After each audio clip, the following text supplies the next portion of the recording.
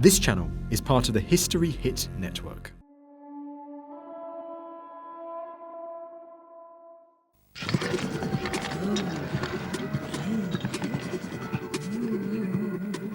It was the archaeological find of the century, perhaps the greatest single discovery of all time. Today, Tutankhamun's hoard remains the Cairo Museum's biggest draw. Millions have gazed awestruck at these incredible finds. But these dazzling treasures have blinded generations of archaeologists to a startling fact that could change our understanding of this most famous pharaoh forever. For there is something surprising about the contents of this tomb. If you look closely at that material, you'll see that something like 80% of that material was never made with Tutankhamun in mind. These are not Tutankhamun's treasures, so why are they in his tomb? To solve the riddle, Egypt detectives Dominic, Montserrat and Miriam Cooke investigate the very strange life and death of Tutankhamun.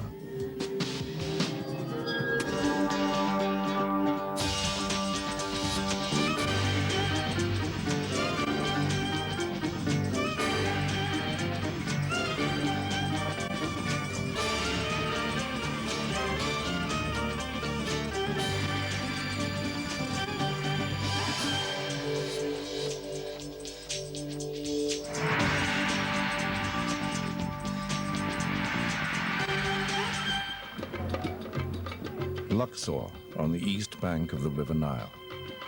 In the pharaoh Tutankhamun's lifetime, he would have known this city as Thebes, his religious capital and home to the great Karnak temple, devoted to the worship of his own favored god, Amun. This was where the young pharaoh came to praise the god from whom he took his name, Tutankhamun, the living image of the Amun, and where the pharaoh himself was revered as a living god. This was also the place where the body of the king, dead at just 20 years of age, began its extraordinary journey into an eventful afterlife in 1322 BC. From here sailed the remains of this minor pharaoh, who should, were it not for a quirk of fate, have been relegated to complete obscurity. It was a short journey across the Nile to the west bank, the land of the dead, to join his ancestors who inhabited the lavish royal tombs of the Valley of the Kings. By the time archaeologists began to rediscover these tombs in the 19th century, most had been robbed of their contents, but one somehow had been missed, Tutankhamun's.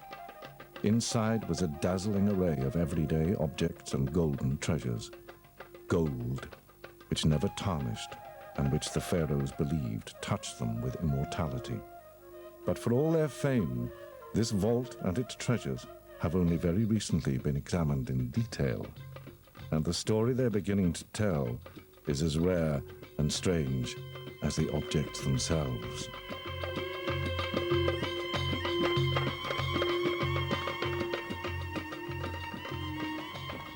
It's been called the greatest archaeological discovery of the 20th century, and millions of people have seen it worldwide, but there's still an awful lot that we don't understand about Tutankhamun's tomb. It's remarkable that so little analysis has been done on the contents of the tomb. Yeah, it's as though archaeologists have been so overwhelmed with the sheer amount of material that they've just described it rather than looking at it in any detail. It's possible that there might be something really odd about Tutankhamun's tomb.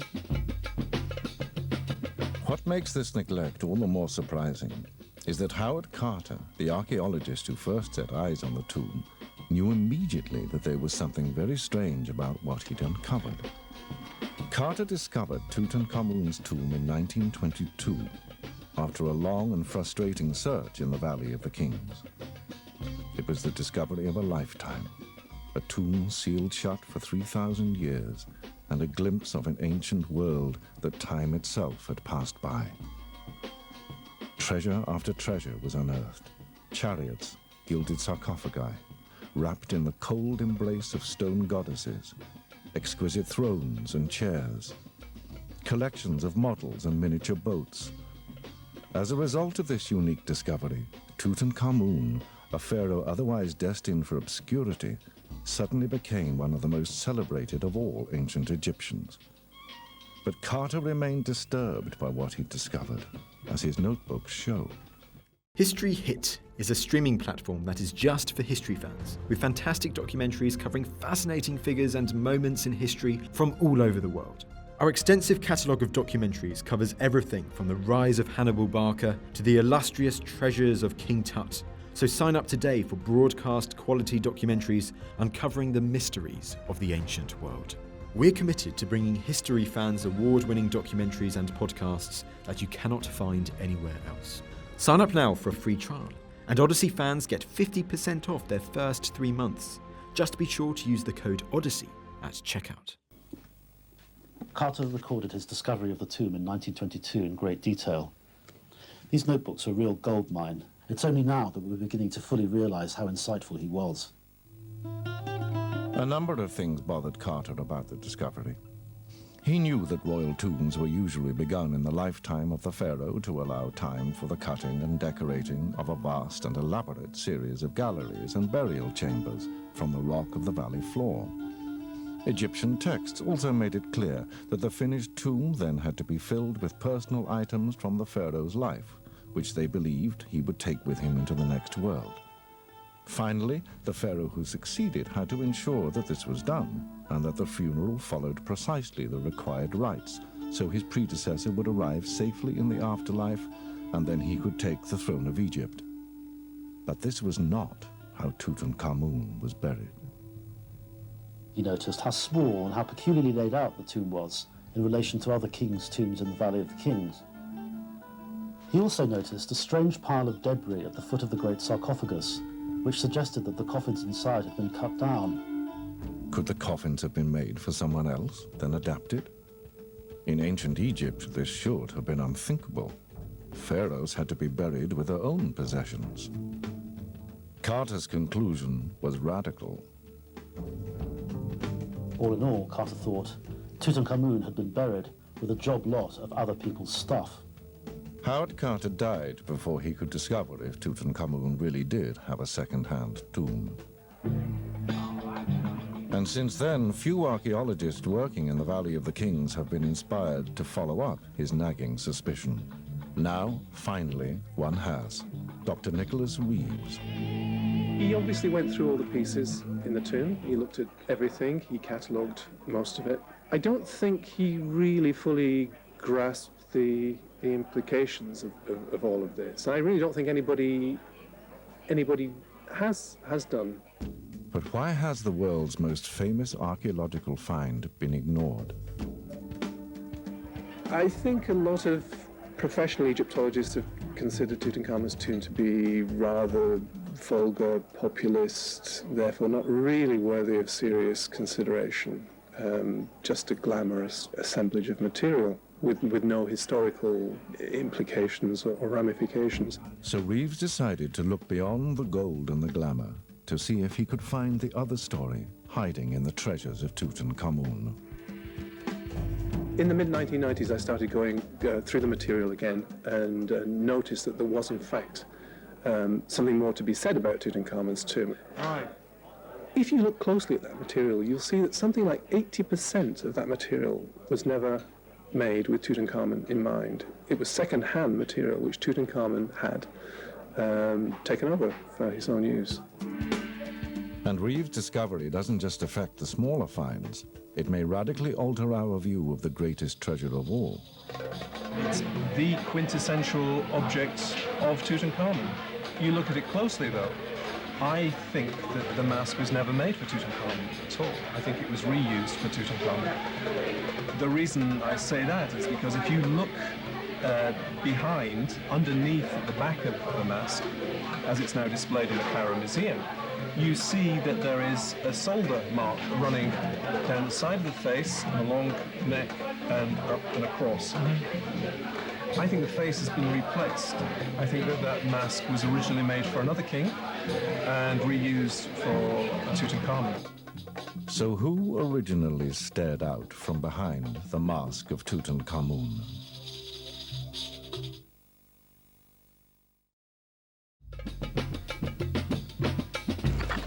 Egypt detectives Miriam, Cooke, and Dominic Montserrat are investigating the puzzle of Tutankhamun's tomb. The young king seems to have been buried in an unusually small tomb with a job lot of other people's possessions. Even his most famous golden mask may not originally have been his. So whose was it? Archaeologist Nick Reeves has come to a dramatic conclusion. I think the face has been replaced. I think that that mask was originally made for another king and reused for Tutankhamun. My own feeling is that the mask was originally made for Akhenaten. This is an astonishing claim. Akhenaten was Tutankhamun's father and Egypt's most notorious ruler. In his lifetime, he abandoned the old gods and unleashed a cultural revolution that left his country and people in chaos. After his death, his successors immediately set about reversing everything he'd done. So why would Tutankhamun be buried beneath his hated father's mask? All good detective stories begin with a dark secret in the past. And in this case, all the leads take us back to the city of Amarna. Amarna, the desert city built by Akhenaten, hundreds of miles from Egypt's traditional capitals of Memphis and Thebes, and Tutankhamun's own dark secret.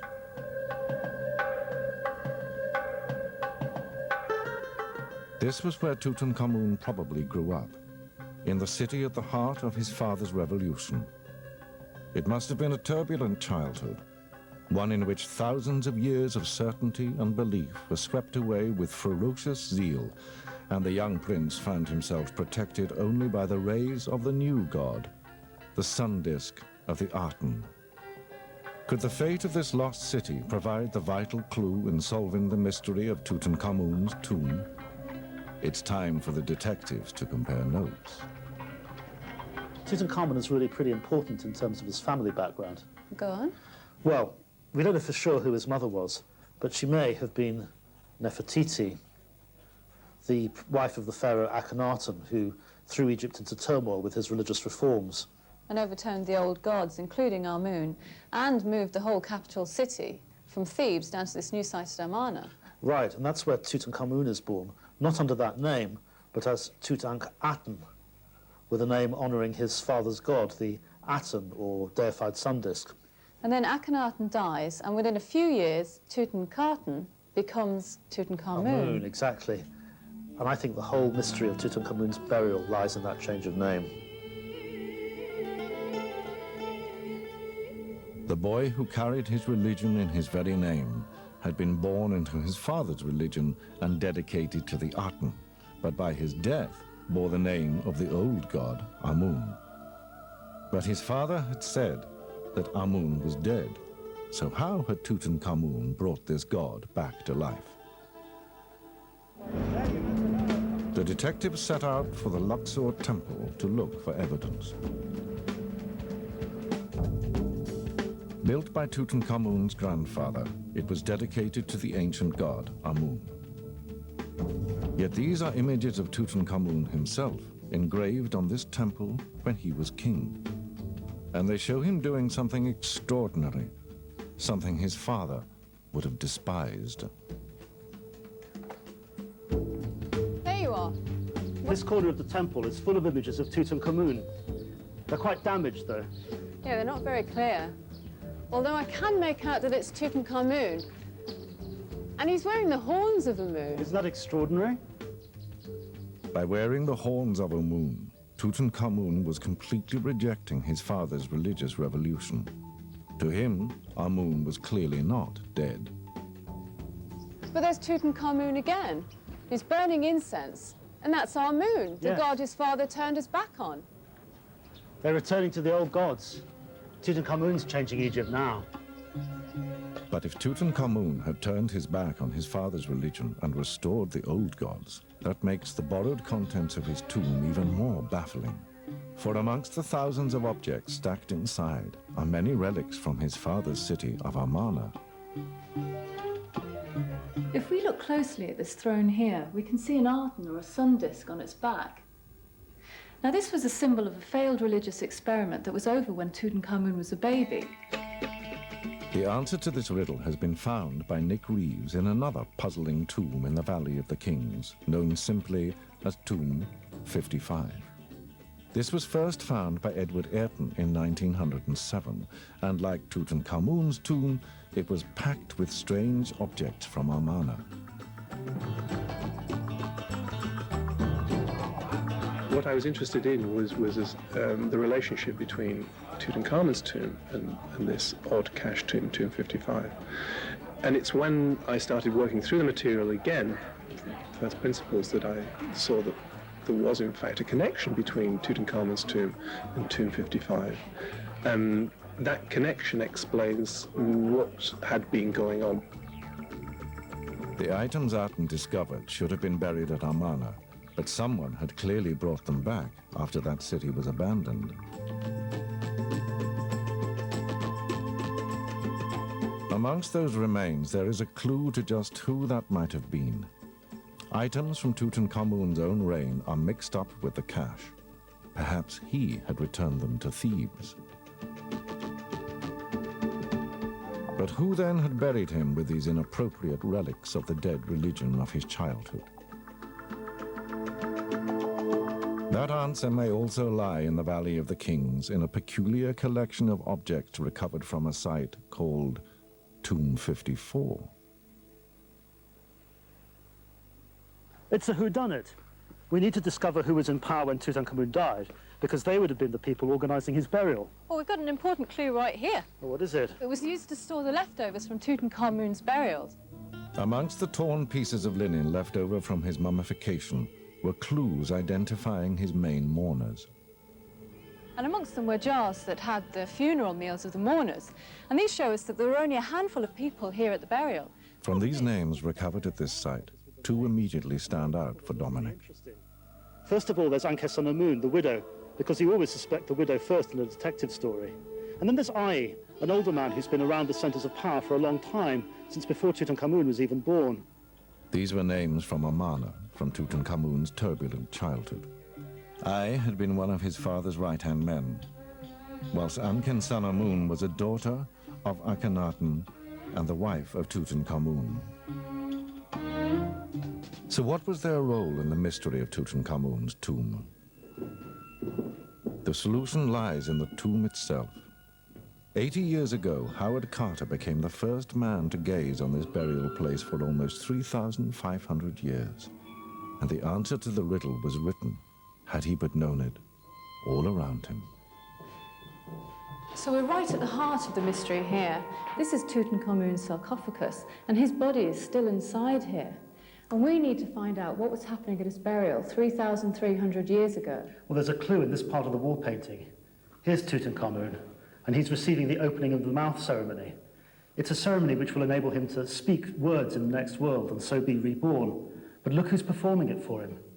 It's Ai. But that's usually done by the son of the dead person. So Ai is placing himself in the role of successor. Well, it's more than that. This cartouche shows that he's already pharaoh. That's the prerogative of kings. And we know from other evidence that by this time he's already married Tutankhamun's widow, Ankhesenamun. Here she is. So we have our two suspects right here, Ai and the widow of Tutankhamun. Away from the heat of the Valley of the Kings, it's time for the Egypt detectives to work out their next move. Well, we know that Tutankhamun was buried with a strange collection of his forebears' possessions relating to the failed religious experiment at Amarna. And we also know that his widow, Ankhesenamun, and Ai, her new husband and the new pharaoh, are organising this rather odd burial. So we have our two suspects, but now we need a motive. That motive has to lie somewhere in the past lives of Ai and Ankhesenamun themselves. Lives that lead back to Amarna. This was where Ai first thought he would be buried, and the strange tomb he began here holds clues to what brought him back to Thebes and onto the throne. This is the tomb I started but never finished, and it tells us a lot about this great survivor of ancient Egyptian politics. When work began here, Ai was closely involved in Akhenaten's new religion and lauded his king and his new god on the walls of his tomb. But when the pharaoh died, his people deserted his revolution, and so Ai deserted his faith and this site with them. I was a realist, not a revolutionary, and he quickly saw that Akhenaten had left a people traumatized by religious persecutions and bankrupted by his suppression of the old temples. To survive, he would have to return to the old faith and the old city of Thebes.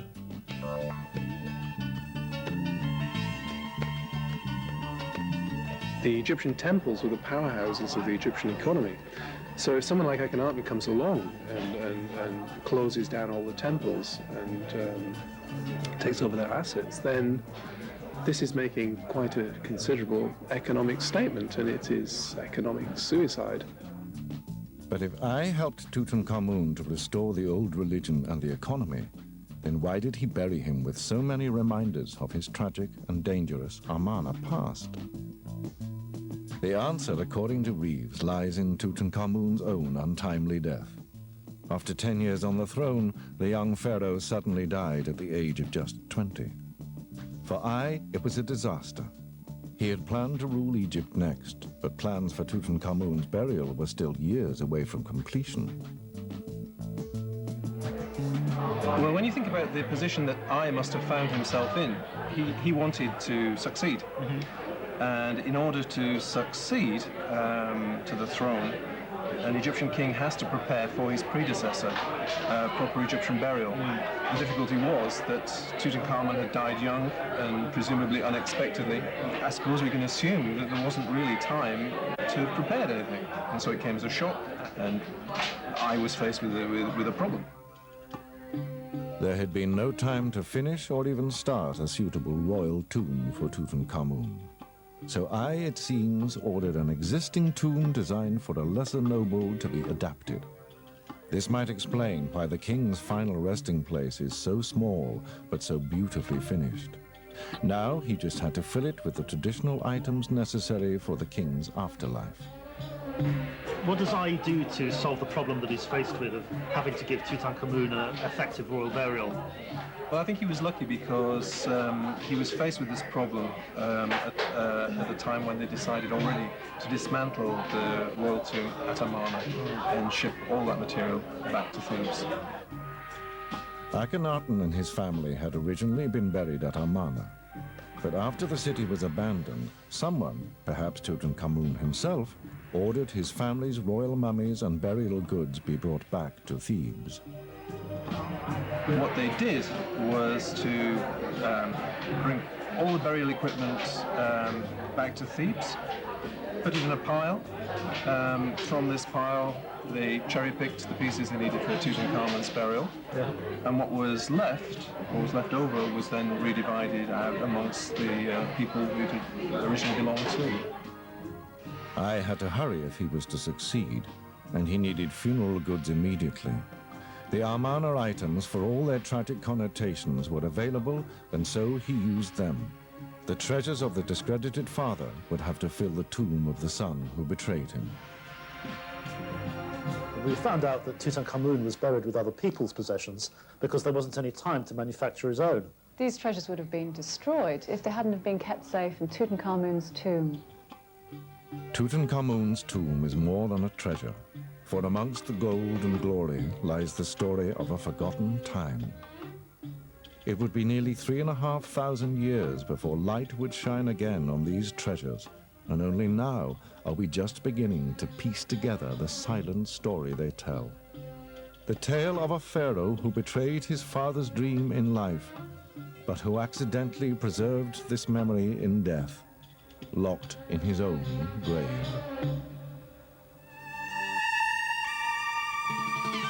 Akhenaten, Egypt's most controversial pharaoh.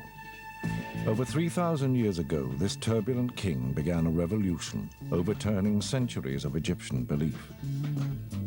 But his great experiment died with him, and in the resulting backlash, his successors tried to erase his name from history. So what drove Akhenaten to risk becoming the most reviled pharaoh in Egyptian history? Was his revolution driven by necessity, greed, or divine inspiration? To solve this mystery, Egyptologist Dominic and archaeologist Miriam Cooke journey to Akhenaten's abandoned city and discover an extraordinary project which is, for the first time, letting us look into the mind of Akhenaten, the rebel pharaoh.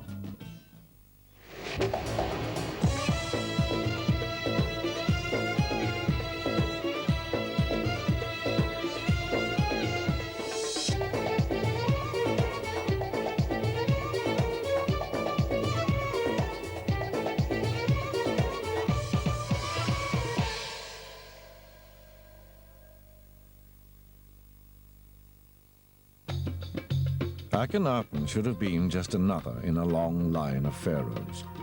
But instead, just 5 years into his reign, he suddenly and inexplicably decided to change everything. Banishing the old gods and closing their temples, he announced that one god now ruled Egypt. And as if to draw a line under the past, moved his capital and 50,000 of his subjects to a new city he ordered to be built hundreds of miles from their old homes. But why? What clues remain to one of the greatest Egyptian mysteries must still lie in the ruins of his lost city. So this is where the Egypt detectives decide to begin their search.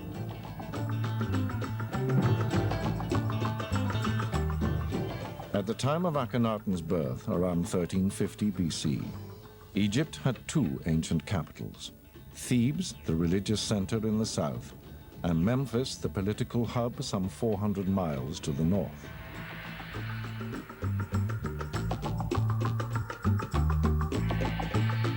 But when Akhenaten came to build his new capital at a site now known as Amarna, he inexplicably placed it as far from these old seats of power as possible on this isolated desert site. The story of Akhenaten's been told many times, but nobody's ever really explained why he decided to move the capital here to Amarna. Yeah, and moving an entire capital city, now that would have been a huge undertaking. Yeah, it would have meant displacing tens of thousands of people, making them leave their homes and what was familiar, and then getting them out here and making them work bloody hard to build a whole new capital city. Today, only ghosts remain at Amarna. When the pharaoh died, his dream died with him. And just 25 years after it was begun, his city was left to be reclaimed by the desert. But in an empty tomb, high on the cliffside above the city, a clue to what drove Akhenaten can still be found carved on the walls. Blimey. God, look at this. This tomb was cut into the living rock at a time when Akhenaten's city still thrived, and his courtier, Ai, for whom it was built, carefully recorded his master's new beliefs on its walls.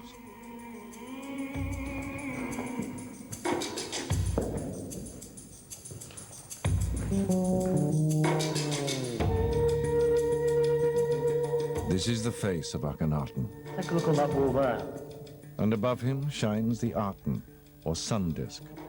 This, the pharaoh now proclaimed, was the one and only god. But for most Egyptians, this was unthinkable heresy. For millennia, they had worshipped many gods, usually represented in human or animal form. These gods, they believed, had made Egypt great.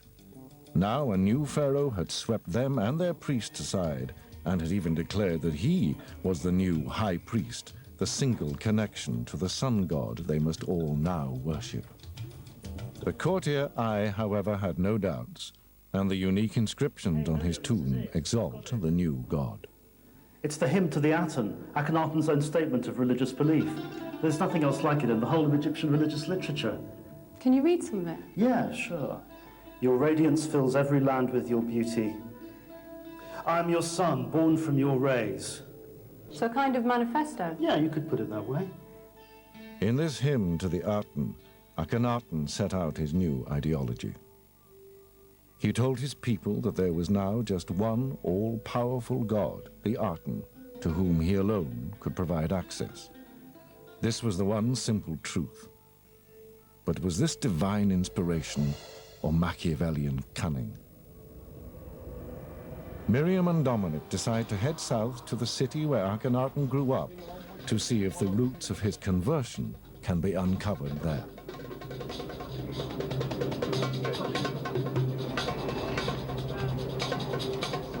The journey south from Amarna takes the Egypt detectives away from Akhenaten's radical new vision, back to the old religion of Egypt.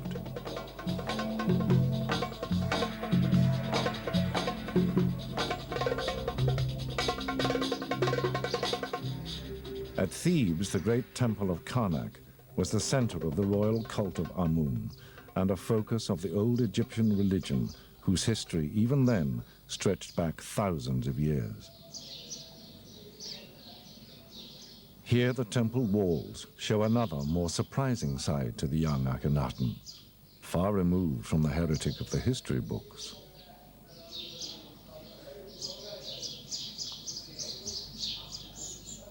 Well, here's Akhenaten, or what's left of him. But he looks just like a traditional pharaoh. Look, he's smiting the 9 enemies of Egypt. That's a very standard image. Yeah, and another standard thing is the inscription at the top, which talks about him worshipping Amun. So what happened? Well, conventional images like this date from the beginning of Akhenaten's reign, but within the next couple of years, things begin to change completely. Akhenaten had taken the throne not in that name, but as Amenhotep IV, a name which honored the god Amun worshipped at Karnak. But all was not well between the royal house of Amenhotep and the religious house of Amun. By the time of Akhenaten's accession, the large temples had become as rich and powerful as the pharaoh. Could Akhenaten's sudden conversion to Atenism have as much to do with the politics of this power struggle as with divine inspiration? Dominic has found an archaeologist who thinks it might. There was a problem between the Amun priesthood and the kingship, with the priests jockeying for ultimate power. And by the time Akhenaten comes to the throne, this has been going on for several generations. And it was obviously something which Akhenaten had decided to grapple with and solve once and for all. So Akhenaten's religious revelation actually had some very practical benefits for him. In his new religion, he was the only high priest, the only channel of communication with the one and only God. The priests of other gods were now irrelevant and powerless, and where better to assert his power than outside the wealthiest temple of them all, at Karnak. If you go up there, you might get a better view of it.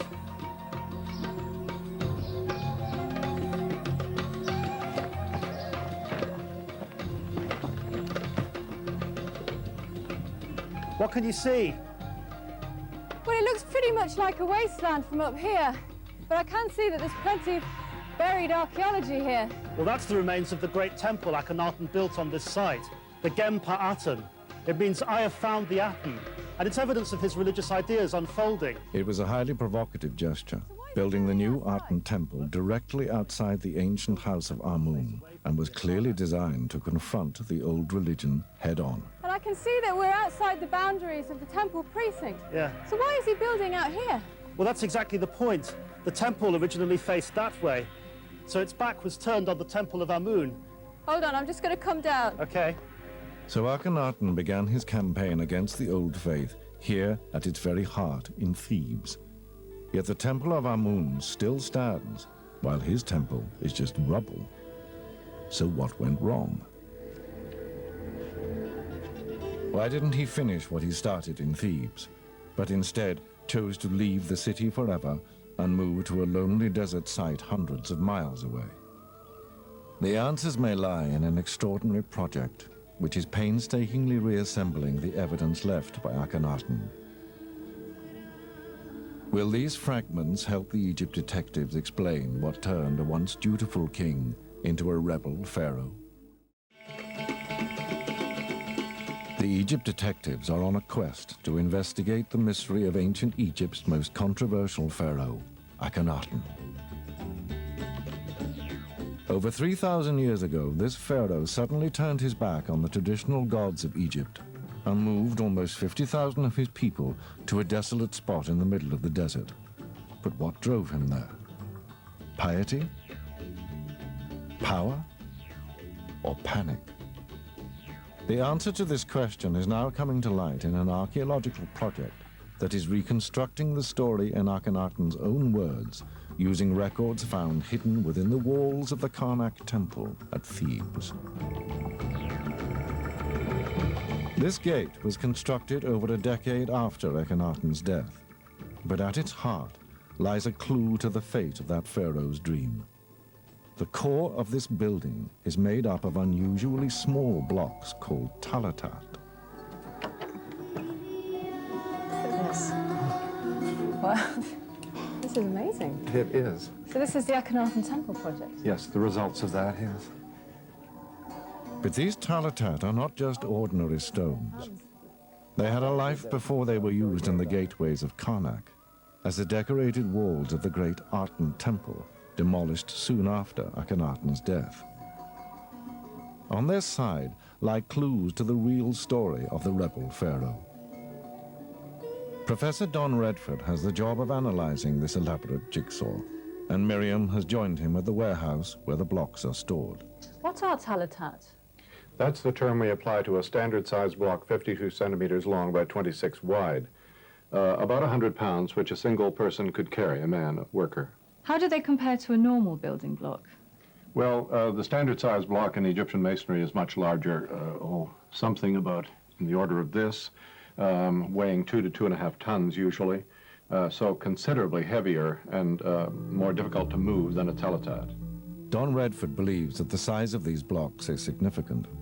Akhenaten was in a hurry to build his temple, and these smaller blocks meant his builders could work fast. Certainly they speeded up the work, and Akhenaten seems to have wanted that. The workers were being forced to work so quickly that design and layout sometimes was faulty, and it seems rather sloppy work. Do you get the sense of an impulsive character behind this building technique? I do think there was an impulsiveness in his personality. He was bound to worship the sun god, to promote that single god, and he was going to do so by eliminating all other allusions to mythology in Egypt, which of course would entail referring to other deities. This was anathema to him. He was going to forbid it, and he was moving in stages towards a very purified, almost puritanical type of religion devoted to a single god.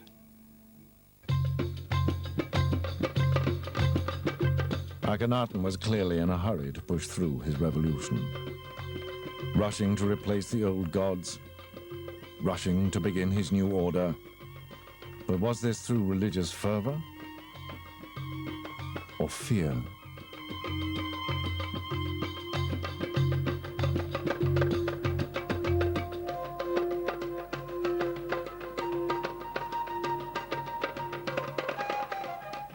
This is Pylon 10, a huge gate that once guarded the Karnak temple.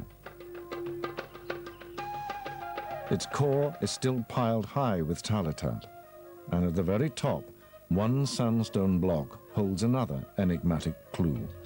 A message from Akhenaten to his people, a message they may not have wanted to hear. Well, here it is. At last, the inscription. Can you translate it? Yes, I think I can. This is the most important column, which reads, "They have stopped, one after the other, whether of precious gems or gold or silver, I presume." He's speaking of the cult images of the gods. That phrase, "the gods have stopped," that's a rather strange statement. What exactly is he saying there, then? The gods have stopped. What does that mean? That's very odd, actually. It's very strange. The verb he uses to cease movement or to stop is what elsewhere in Egyptian texts is used of what the sun never does. The sun keeps going around and around without ceasing. But here he's saying that other manifestations of the supernatural have ceased. So this is obviously, it seems to me, one of these speeches that were made periodically by the kings of Egypt to their court and for public dissemination on walls and this sort of thing. And he is making here an announcement. So what impact would this have had? It must have been a bombshell. Akhenaten was attempting to end the centuries-old way of life at a single stroke. In one simple pronouncement, he had declared that the old gods of Egypt were dead, and only his god, the sun disk, lived on, ceaselessly circling the heavens. But Don Redford believes that this message was not what the people of Thebes wanted to hear, and that their hostile response may have driven Akhenaten to found his new desert city. To show Miriam evidence of this opposition, Don takes her to the west side of the Nile, where the Egyptians traditionally buried their dead. Well, here we are, tomb number 188, the tomb of Nefer of the Theban necropolis, and they're already at work. Shall we give them a hand clearing the stones? Why not? Right. This tomb belonged to one of Akhenaten's loyal servants, and its walls still bear witness to the fervent opposition which his revolution had unleashed.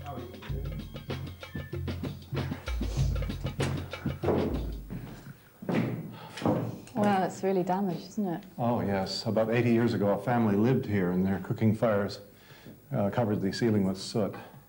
Nefer's tomb was cut over 3,000 years ago, and on its walls are recorded the extraordinary changes that he witnessed in his lifetime, from Akhenaten's childhood to the cultural revolution of his reign.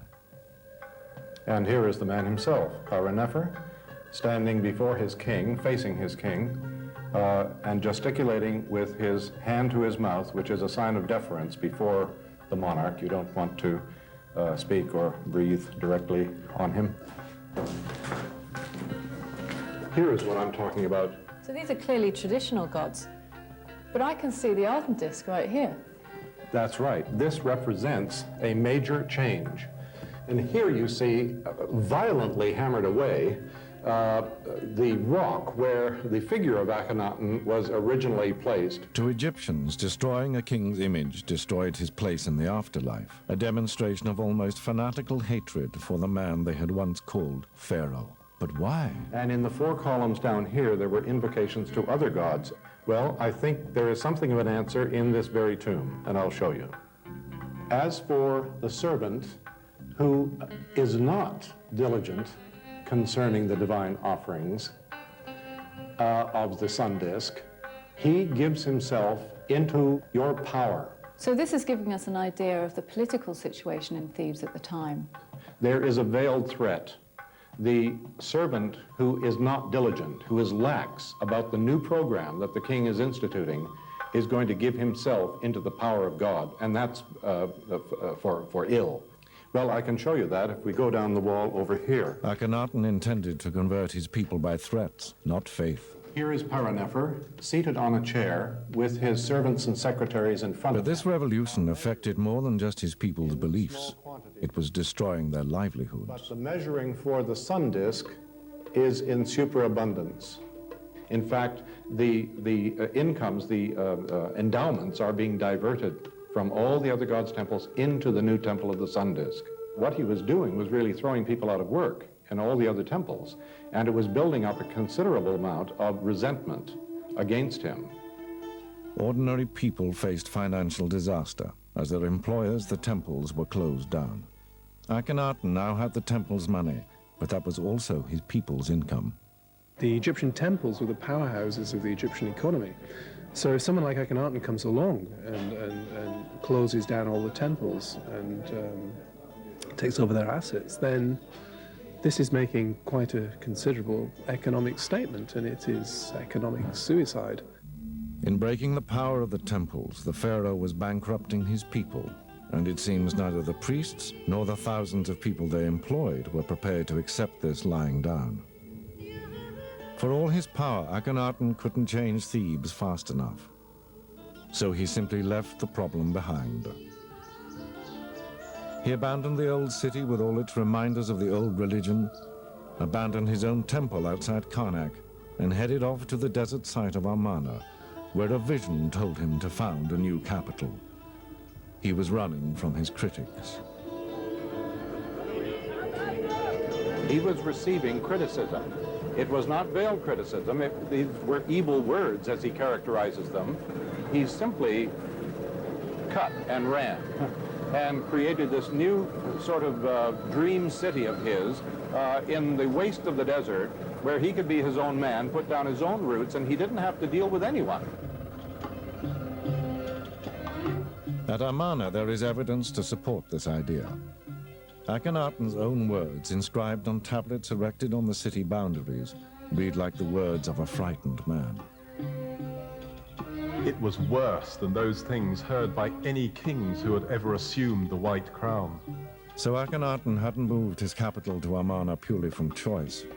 He had begun his revolution at Thebes, but in Thebes it had started to go wrong.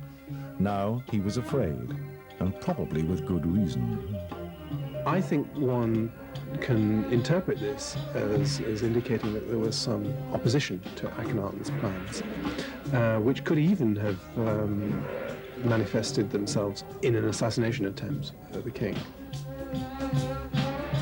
An assassination attempt would have been the ultimate challenge to Akhenaten's power base, leaving him no option but to leave Thebes and head into the desert to create his new city.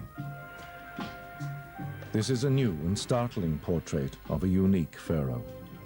A man whose impetuous desire to establish ultimate power nearly wrecked his country's economy and left him haunted and hunted. King of a dreamlike desert city that would prove little more than a mirage. Miriam is convinced by this practical explanation, but Dominic still sees in Akhenaten's work the hand of a man divinely inspired. Well, I prefer the idea of Akhenaten as a practical politician. He's a man driven by circumstances rather than being a grand thinker.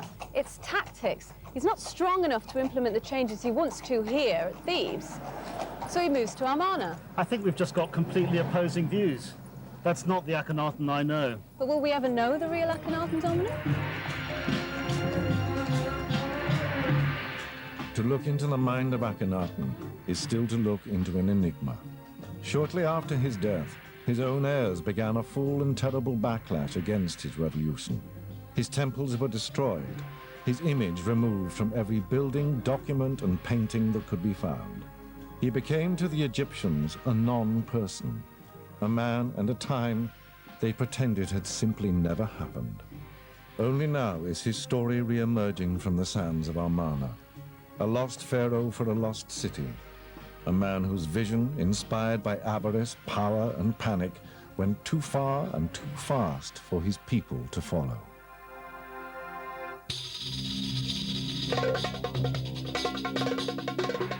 Giza, last resting place of three of the greatest pharaohs in Egyptian history.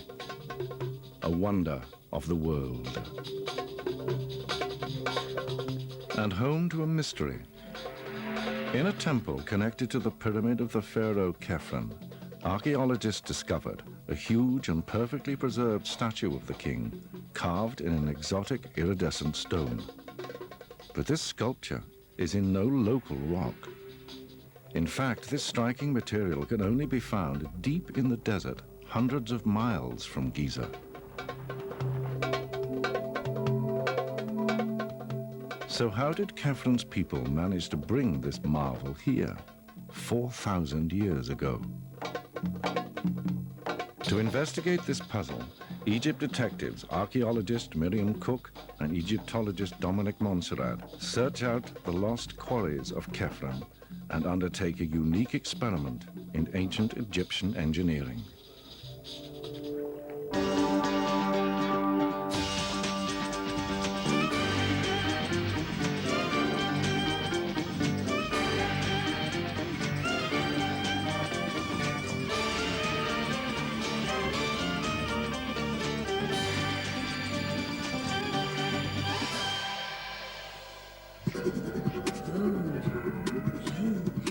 The statue stares out at us across 4 millennia, a silent monument to the achievements of a lost civilization.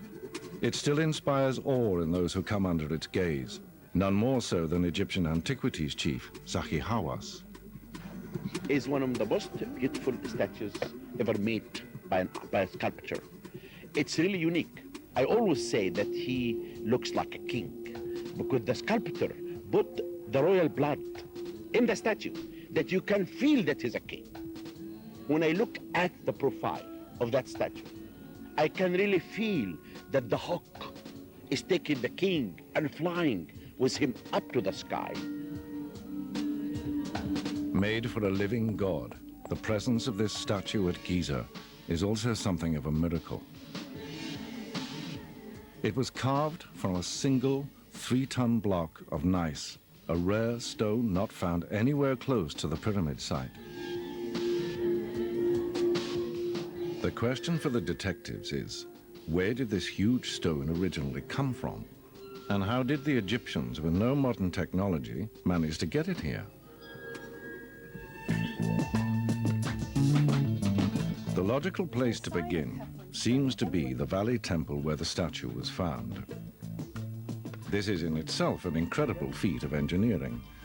It is constructed of massive blocks of red granite, which, like the statue, also must have been carried great distances, as this rock isn't found locally. Perhaps finding the source of this could provide the first clue to the statue's origin. The detectives decide to split up. Dominic's expertise is best put to use researching ancient Egyptian technology.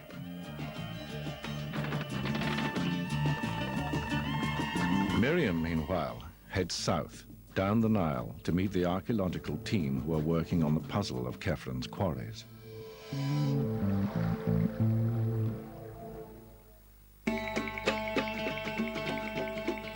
Aswan, the southern edge of ancient Egypt. This has been identified as where Kefiren found the massive red granite blocks to build his valley temple. Although Aswan is hundreds of miles from Giza, quarrying here was possible thanks to the Nile. When the blocks of stone had been cut from the cliffs and roughly shaped on site, they only had to be moved a short distance to the river, where they could be loaded onto barges, letting the water do the work of carrying them north to the pharaoh's court. Without the river, these quarries would never have existed, as the job of moving the cut stones more than a few hundred meters would have been impossible. But Aswan is not home to the rare gneiss of the statue. In fact, this rock doesn't occur anywhere on the banks of the Nile. In 1999, an international team of scientists came together to see if they could solve the riddle of the location of Kefiren's missing quarry and discover how the pharaoh's builders actually brought the stone to Giza. Many tools actually were found at our excavation. Are these fairly typical, are they? Yeah, I guess this is coming from Kefiren quarry, which famous kind of this tool.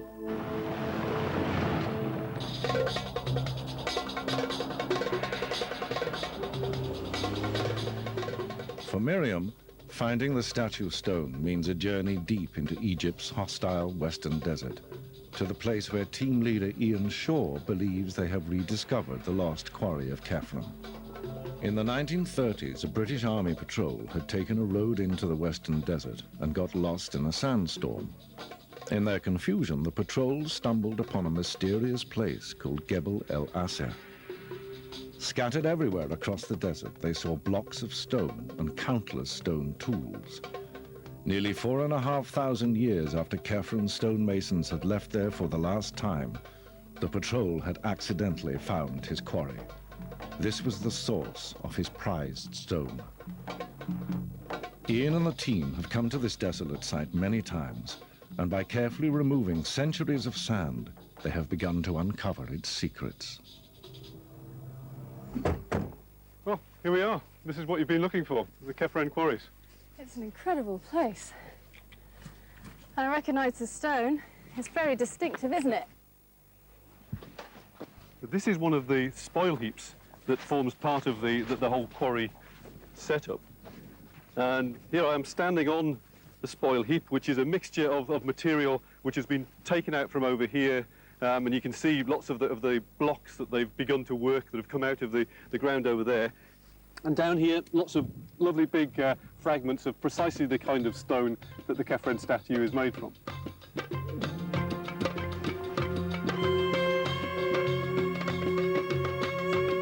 But how could these discarded tools and fragments of stone in the desert be definitely linked to Kefiren? Well, this is impressive. It looks like these blocks have been specifically placed here. What you have to imagine is that originally here between these two big slabs of the Kefiren stone, there was a slab with the name of a ruler who sent an expedition here, and that ruler was Khufu. This is the vital link. Khufu was Kefiren's father, proving that the quarry was known and used during that dynasty. Perhaps it was even memories of the wonderful stone brought back by Khufu's expedition that inspired his son to commission his own extraordinary statue. But the Egypt detectives still have questions. Egyptians moved heavy stones by water, but this quarry is 35 miles from the nearest point on the Nile where it could be transferred to a barge for the journey to Giza. So how had they moved it?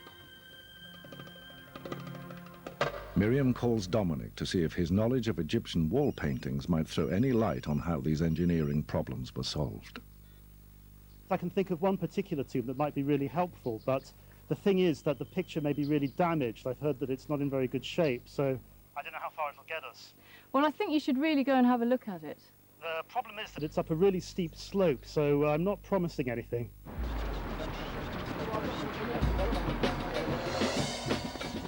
The tomb is at Deir el-Bersha, a necropolis over 100 miles south of Cairo.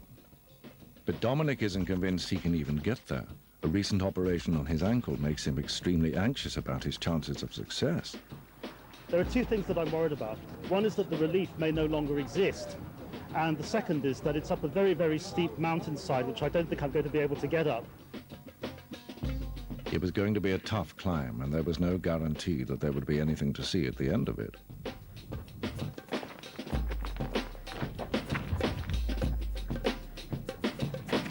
Here it is. Things I do for Egyptology. The tomb was made for an Egyptian governor who immortalized his glorious life on its walls. Old records show that the painting depicted how a huge statue had been moved. Dominic just has to hope that this ancient picture still survives. It's quite hard to see in here in this dark tomb after the bright light out of the desert, but... At first, it looks as if Dominic is out of luck. These Coptic crosses don't look like very good news because it might mean that the painting's been vandalized. There's been a rockfall from the ceiling as well, which has left this great huge blank. And here it is. Here it is, after all that. It's badly broken up by the rockfall, but you can see a massive statue being drawn along on a sledge. And it's being lubricated as it moves along by water being poured on it. And it's being pulled by these massed ranks of men, 3 deep, who are pulling on the ropes that are attached to the sled to move it along. The wall painting suggests that there is no real mystery to moving huge stones. Egyptians simply put them on a sledge and used the brute force of a huge number of laborers to drag them along. It's time to call Miriam. Hello? Hey Miriam, it's Dominic. Oh, Dominic, did you get into the tomb? Yes, I did, and the relief is in really good shape. What does it show about the movement of the blocks? Well, they're put on sledges, wooden sledges, which are drawn along by teams of men on ropes, and to ease the movement of the sledges, the water is poured as a lubricant. So do you think this is the answer? This is how they were getting the blocks out of the quarry? Yep, I think that's the answer to how they move the blocks. So is this the end of the trail for the Egypt detectives?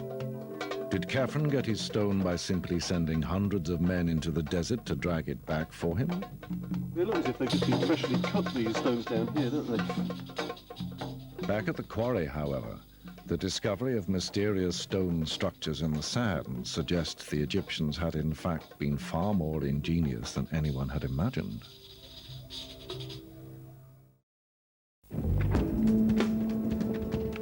Egypt detectives Dominic, Montserrat and Miriam Cooke are investigating the mystery of this statue of the pharaoh Kefiren. It was carved from a block of very rare stone that came from a distant desert quarry. Usually the ancient Egyptians relied on barges on the Nile to transport such heavy blocks. But this quarry was deep in the western desert. So how did they move a 3-ton rock across 35 miles of scorching sand to reach the Nile? Dominic has found a tomb painting showing a huge statue being dragged by hundreds of men, suggesting brute force was the answer. If so, there should still be evidence at the quarry of this massive desert army. Miriam asks Ian Shaw if his team know how many people worked here 4,500 years ago. We thinking about how these blocks were moved. And the image that comes to my mind is large numbers of men dragging these sledges with big blocks on top of them. How feasible is that here? Would it have worked? It's not possible. There weren't large numbers of people at this site. Ian's evidence comes from his work here amongst the low stone walls of what was once a workers' camp. Well, we've got the remains here of some kind of oval encampment.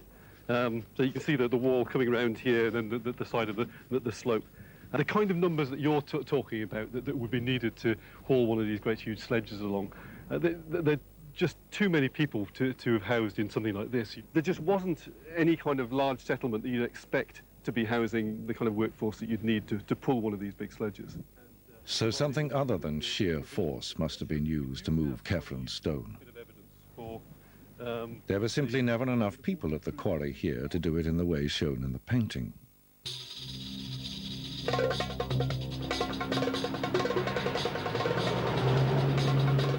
The investigation seems to be going nowhere, stuck in the engulfing, smothering desert sand, a problem from which Kefiren's enigmatic statue had somehow escaped. The team know the answer must lie in the quarry itself, if they can just put together all the clues. An obvious start would have been to make the blocks as light as possible, and the team's geologist, Tom Heldal, has shown that this is what happened. Instead of moving massive raw blocks, the Egyptians cut them down to a convenient statue size in situ. Sculptors called these blanks. They were using hammer stones, like this one here. That's made of a slightly harder stone that they can use for carving the surface or hammering the surface to a smooth, to run plane. And this one is a whole one, but you're also, like this one, you can see have been used. It's broken in two and left in the quarry. So in this case, you can see this is a asymmetrical block that is quite flat on the bottom, and it's a thin edge, narrow edge here, and it's a bit fatter here. And that is actually fitting the shape of a sitting pharaoh sculpture. So this was the sort of size block Kefiren had moved, but it was still far too large to simply drag. At Aswan, the answer had been water transport. So could that be the answer here? Was there once water in the desert?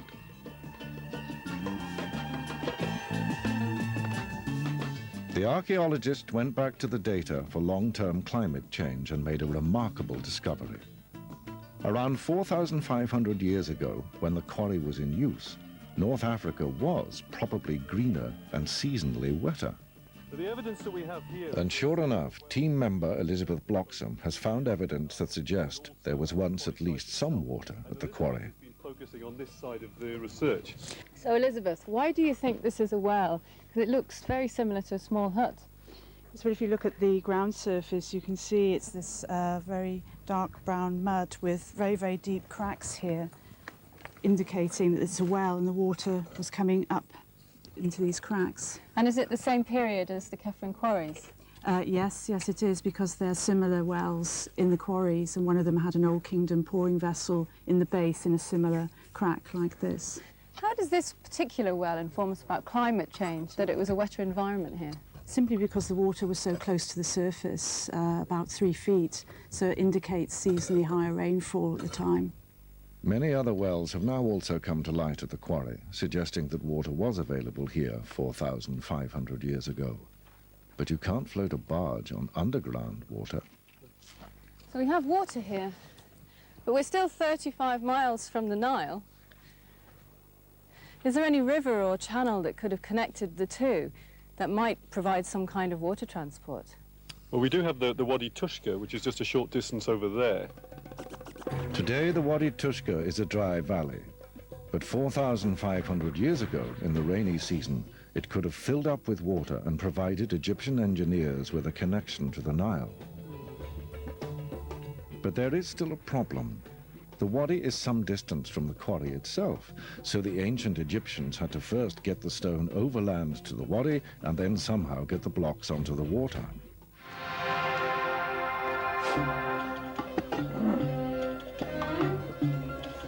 So could the answer lie in these puzzling structures back at the quarry itself?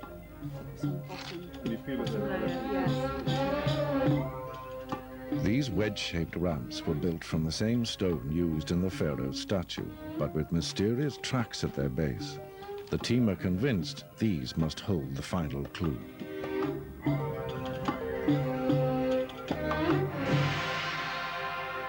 Well, we've established that the environment was a lot wetter at that time and that water possibly played an important part in the transport of these blocks.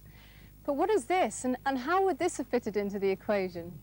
Well, basically, we know that this is a type of stone ramp of the time of Kefiren, and like most ramps, the basic idea seems to have been taking the big stone blocks that would eventually be statues up to the top here, and our initial assumption was that what they were trying to do was to get them onto some kind of conventional wooden sledge. But then we excavated further, and we realised how high the ramp is. A conventional low-lying sledge would only come up to this height. But we also have these very deep and wide tracks. So it seems that this was purpose-built for a vehicle that we don't know about in the archaeological record so far. But purpose-built for what kind of vehicle, do you think? Well, we know that the task that the Egyptians had was to get the stone from here to the Nile, to the river, and we know that the Kefiren statue was found at Giza, and that therefore that was the ultimate destination of the statue blocks, 800 miles up to the north by river. But they would also want to minimise the amount of times that they moved the block. So what you're suggesting is a kind of amphibious vehicle? That's certainly one possibility. Moving the pharaoh's stone by sledge would have been an almost impossible task. So the archaeologists believe that the ancient Egyptians may have come up with an ingenious engineering solution, an amphibious vehicle. This would only need to be loaded once and could then move the stone across both land and water. This sketch gives us an idea of how this remarkable vehicle might have looked. A simple, sturdy raft made buoyant with inflated animal skins. Underneath the raft were runners that allowed it to be precisely placed in front of the ramp. That's the reason for those mysterious tracks. Then it could be dragged, probably by animals, to the flooded Wadi Tushka, and from there floated down to the Nile. This theory is partly supported by this rare wall engraving that Elizabeth found. It depicts an ancient raft provided with additional buoyancy by animal skins filled with air, which could then bear the weight of these huge stone blocks. But were the archaeologists correct? The Egypt detectives returned to Aswan to put the theory to the test. Could such a craft have solved Kefiren's transportation problem? In Aswan, they have commissioned a small-scale version of the craft from team member Adil Kalani.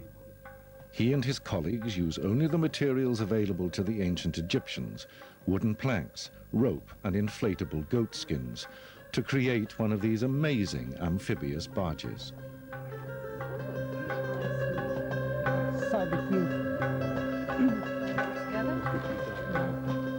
The skins around the... To test the theory properly, the model has to be precisely scaled and balanced. What's the scale of this compared with the loading ramp and the tracks? It's about a quarter of the size of the one that would have been used in conjunction with the loading ramps. So these two pieces of wood here, are these the runners that would have gone into those ruts in front of the ramp? Yes, exactly. They would fit into those tracks.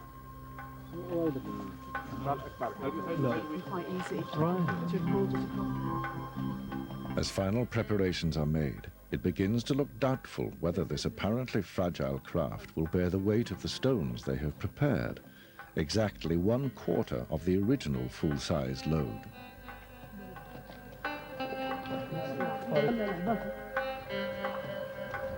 There's only one way to find out. As the sun sets over the Nile, the craft is loaded, then prepared for launch.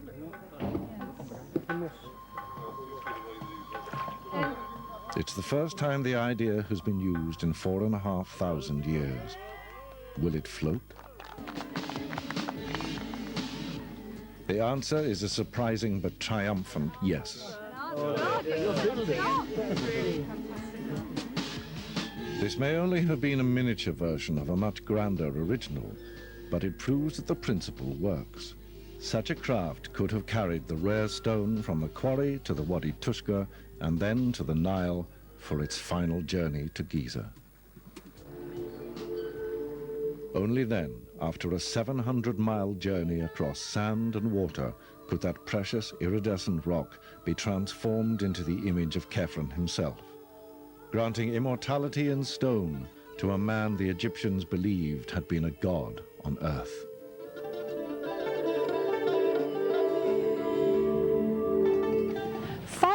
Years ago, the Egyptians invented something astonishing: the pyramid. For 100 years, the Egyptians continued to build more pyramids, always very close to the first one. Every one of these was a huge construction requiring thousands of workers and millions of tons of raw material. And then suddenly, for no apparent reason, they moved the whole operation north to a brand new site. But the pharaohs were not simply content to change site once. Despite huge logistical problems, they kept changing location in the Nile Valley.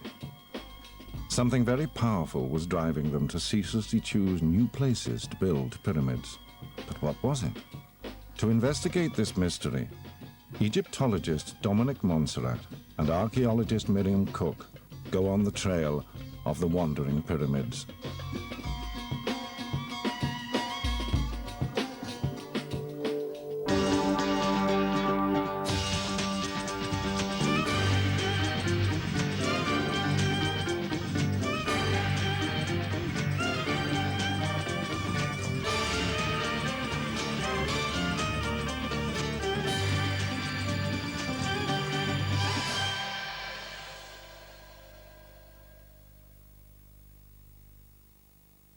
To trace hundreds of years of pyramid building, the Egypt detectives have taken to their mobile headquarters, letting the river take the strain of carrying them between the sites.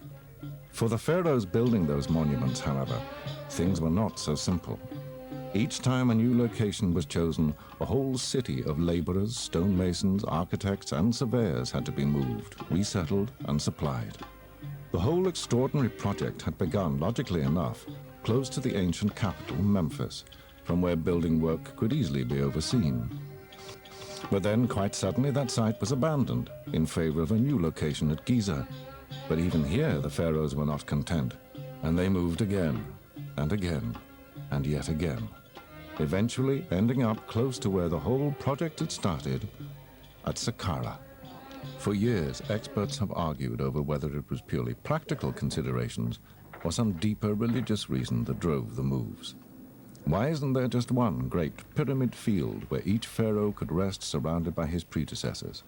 Archaeologists have not yet reached a consensus, and the Egypt detectives are no exception. This is the situation we have. This is the pyramids at Saqqara, with the Nile, and then the move up to Giza. And we need to explain why. Well, these are religious monuments. The Egyptians are incredibly particular about their sacred spaces. So I wonder if there isn't some religious aspect of the Giza plateau that influences the relocation. Dominic's years of research suggest to him a religious explanation, but Miriam is after archaeological evidence. Was it significant that the first pyramid built at the new northerly location was the massive Great Pyramid? Building the Great Pyramid was the most challenging engineering feat that they'd ever attempted. The puzzle must have something to do with that. The move north must have solved engineering or structural problems. Well, what problems? Well, that's what we need to find out. To discover what practical considerations drove pharaohs to choose a pyramid site, Miriam has decided to look more closely at the construction and location of the earliest pyramid of all, built around 2650 BC at Saqqara. This was the first in what would soon become an essential part of the pharaoh's burial rite.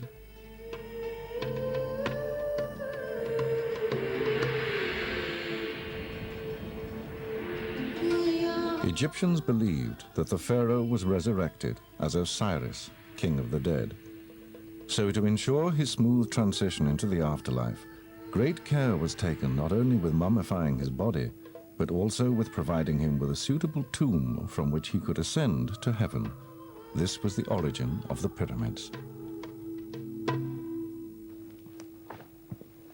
The Egyptians were great pragmatists. Take this first pyramid right behind me here at Saqqara. It's called the Step Pyramid, and it looks very different to the other pyramids. Its sides are stepped, not smooth. And it's these very steps that tell a story.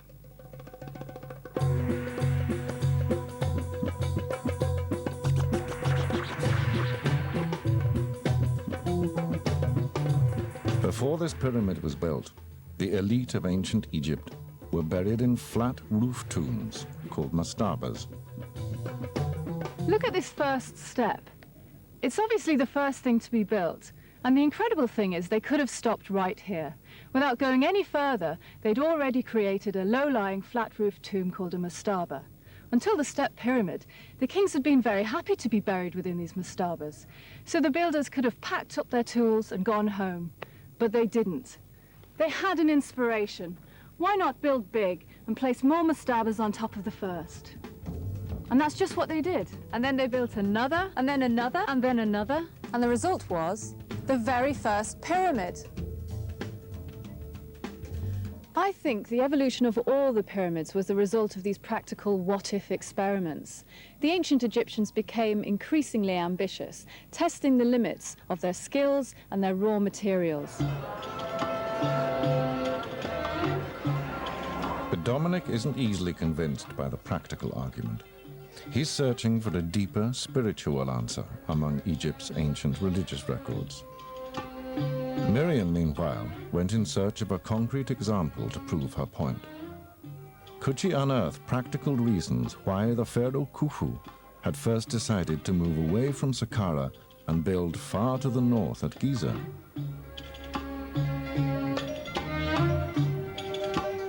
To find out, she has arranged to meet a leading Egyptian geologist, Dr. Bache Asawi, to discover more about the ancient Egyptians' most essential raw material. And limestone was used in building all of the pyramids. What makes it such a perfect building material? It's very durable kind of rock, and secondly, Egypt is very rich in limestone. And third is that it has layering and jointing, which help quarrying the types of limestone. So the layers actually dictate the size of the blocks? Yes, certainly, and you can see the layers. This is the size, this is the maximum size. The rocks can be cut from these layers. So the pharaoh Khufu's grand plans could have been limited by the size and availability of the limestone blocks at Saqqara. So when they wanted to build a bigger pyramid, they were actually limited by the raw material here? Yeah, and not only this, but also because of the space also. You don't have quite a good space here to build bigger pyramids. And so they had to go to a different place? Oh, yeah, indeed they did.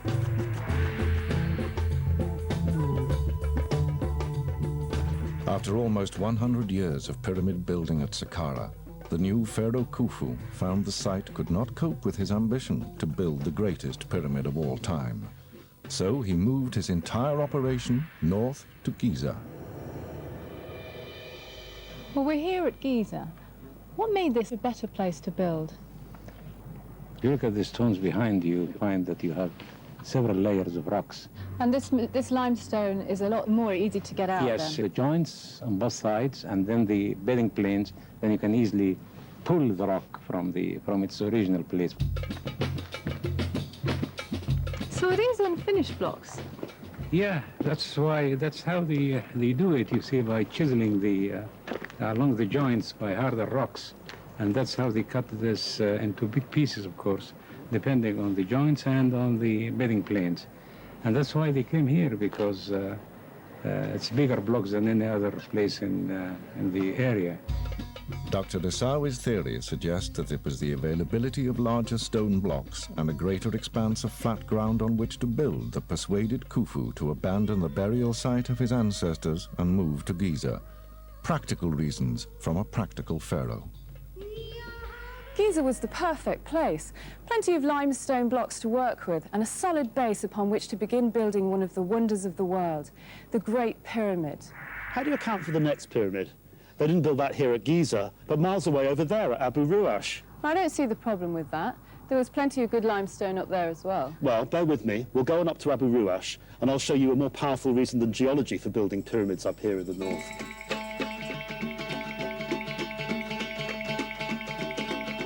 Simple geology might explain why building moved from Saqqara to Giza. But what Miriam can't explain is why the next pharaoh then abandoned this apparently perfect site and moved again. Perhaps it's time to see if Dominic really can discover more compelling answers deep in Egypt's ancient religion.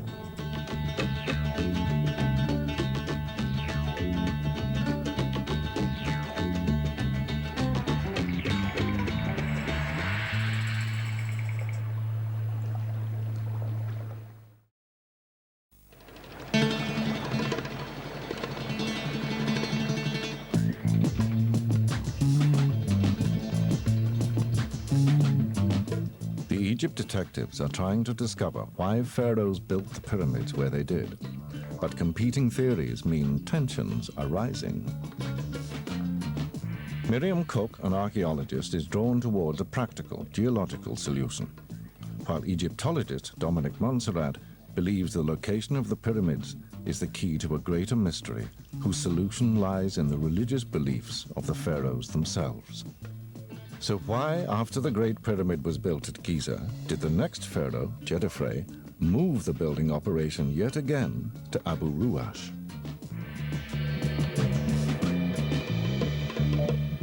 Well, you brought me here to Abu Ruash, and I'm standing on the pyramid, but it doesn't look very finished to me. That's right, it probably never was finished. It's always seemed like an odd thing to do, to come all the way up here to build if there's all that marvellous building stone on the Giza plateau. I just don't find the geological argument accounts for everything.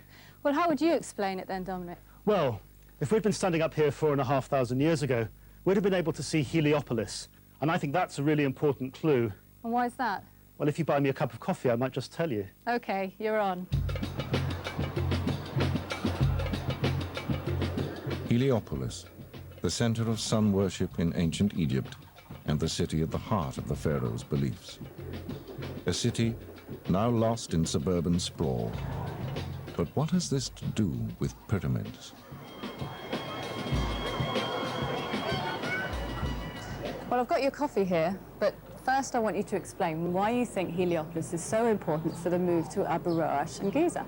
If you look at the names of the pharaohs who built at Giza and Abu Ruash, you see something really interesting. Because first of all, you've got Khephren at Abu Ruash, and then Kefiren. And Menkaure, who built the third pyramid at Giza. Menkaure, exactly. And what have these three pharaohs all got in common? Re in their names. The sun god Re was clearly central to the beliefs of these pharaohs, so much so that they even adopted his name. For them, he was the god who sailed across the sky in his solar boat by day and across the underworld of the dead by night. When they died, these kings also believed they would join him on this journey, a journey that would begin when their bodies were laid to rest in their immortal monument, their pyramid. Well, Heliopolis was the city of the sun, wasn't it? They must have been worshippers of his cult, because they all chose names which honoured him. Well, you can have your coffee now. Oh, thank you. But we still know so little about Heliopolis. Well, that's right. It's just a suburb of modern Cairo now. Might be worth checking out.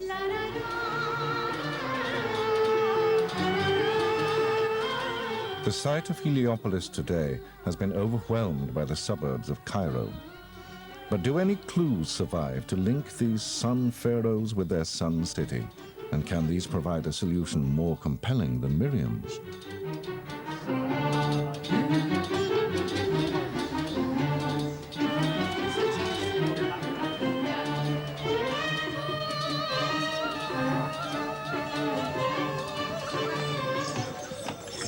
Get a good view from up here. The entrance right. Miriam has arranged to meet Dr. David Jeffries, a veteran archaeologist who spent years trying to unravel the secrets of the lost city of Heliopolis and its connections to the cult of sun worship.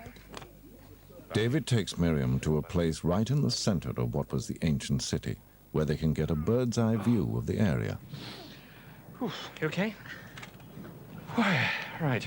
Well, it's definitely worth the climb. We've got a wonderful view from up here. We're looking over the town and temple area of Heliopolis. At first, the view from the minaret made Heliopolis seem even more mysterious.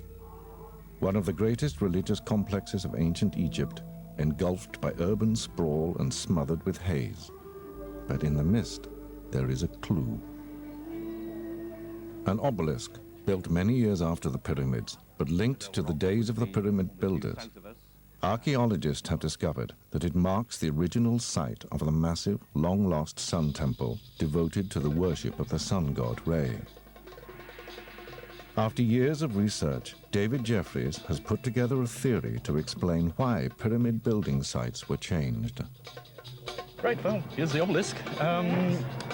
In order to be comfortable, shall we just go over into the shade? I think that's a good idea. Discuss this. Yeah. Right, well, we're standing here in Sun City. I have to find a spot out of the sun at least. Let's talk about it here. So if we've got a huge sun temple and pharaohs who are building pyramids who are associated with the sun cult, what's the link? Well, it's interesting because the whole question of the distribution of pyramids is not really well understood. They seem to skip about in an almost random way. Yeah. But one thing that is significant is that when the sun cult becomes important to the royal family, they move to Giza and then to Abu-Rawash, and really that's when the connection with the sun cult becomes really clear. Right. Ra-Jedef, who is the first one to have Ra, the sun, Re, the sun, in his name, and to call himself the son of the sun, he builds at Abu-Rawash, which is the most clearly visible from where we are at Heliopolis. And then all the Giza pyramids are in a direct line of sight with Heliopolis. 4,500 years ago, the pharaohs would have been able to see the sun temple here at Heliopolis from their pyramids at Giza and Abu-Rawash. David Jeffries believes that this view from tomb to temple was central to their religion. But not everywhere across the Nile had such a clear view. On the outskirts of Cairo stands an escarpment known as the Citadel Rock. This would have blocked the view of the Sun Temple at Heliopolis from many locations across the river. So perhaps the pharaohs that followed the sun cult were choosing the location of their tombs in order to ensure that they did have a view of Heliopolis. So it's all about lines of sight? It could well be, yes.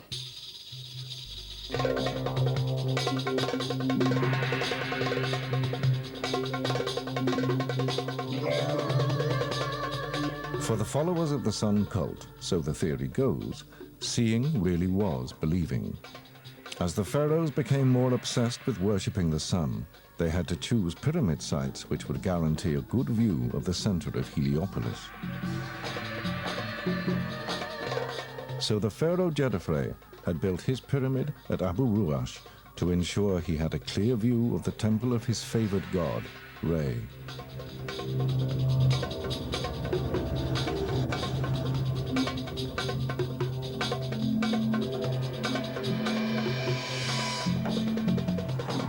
The next pharaoh, Kefiren, went back to Giza, as did his successor, Menkaure, but both chose sites where they still had a clear line of sight with Heliopolis. But the map also shows a weak link in this theory. I think that there's a problem with this lines of sight theory of David Jeffries. The next three pharaohs built their pyramids back near Saqqara at this place called Abu Sir, and they were still worshipping the sun god Re. But the problem is that the line of sight between Abu Sir and the Sun Temple at Heliopolis is blocked by the Citadel Rock.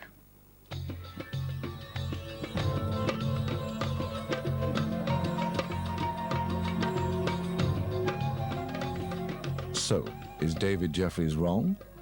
Why did the pyramid builders at Abu Sir choose a site with no clear view of this vital temple? Miriam decides to invite him to Abu Sir to see if he had an explanation. But he suggests they actually meet just a few miles northeast of the pyramid site, among the ruins of another extraordinary building. And where we're standing is the key site. We're actually on top of the Sun Temple now. We only know of two of them as it is. We're standing on the actual tower of the Sun Temple. So what's that structure down there for? Right, well, rather like a pyramid, the Sun Temple is surrounded by its own temple complex. And what we're looking at is really a unique structure. We don't know of anything quite like it from anywhere else in Egypt.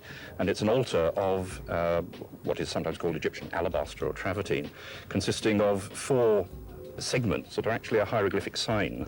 It's the offering table with a loaf of bread on it, the sign for Hetep, which means to be satisfied or to make offerings. With its rows of pens for hundreds of sacrificial animals and huge basins for collecting their blood, it was a very substantial and hence important structure.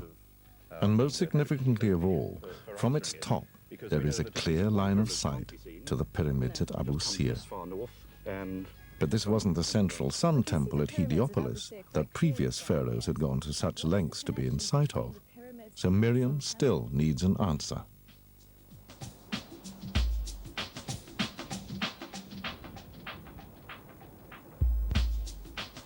Even when the kings are building at Abu Sir, the point really is this question of visibility from the center of the sun cult itself at Heliopolis. The Abu Sir pyramids are out of sight from Heliopolis. In building back near their capital at Memphis, these pharaohs had seemingly sacrificed that all-important view, a view previous rulers had gone to huge lengths to protect.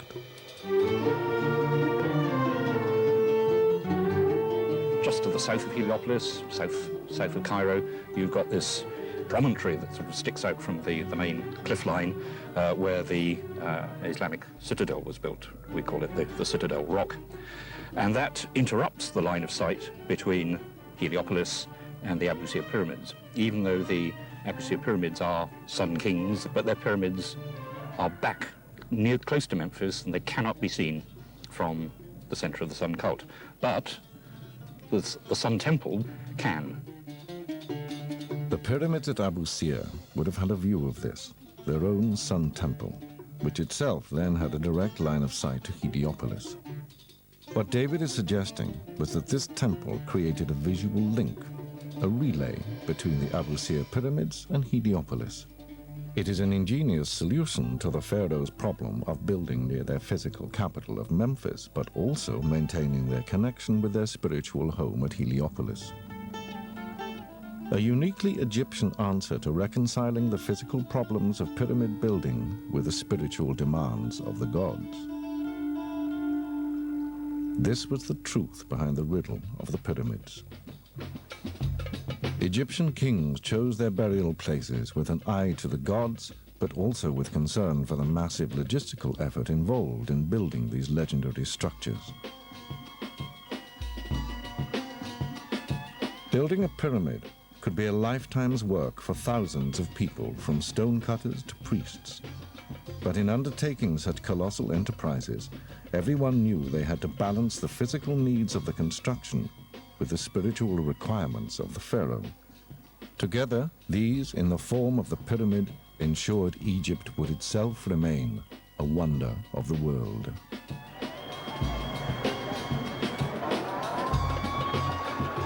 It's time for the Egypt detectives to compare notes and see whose theory is right.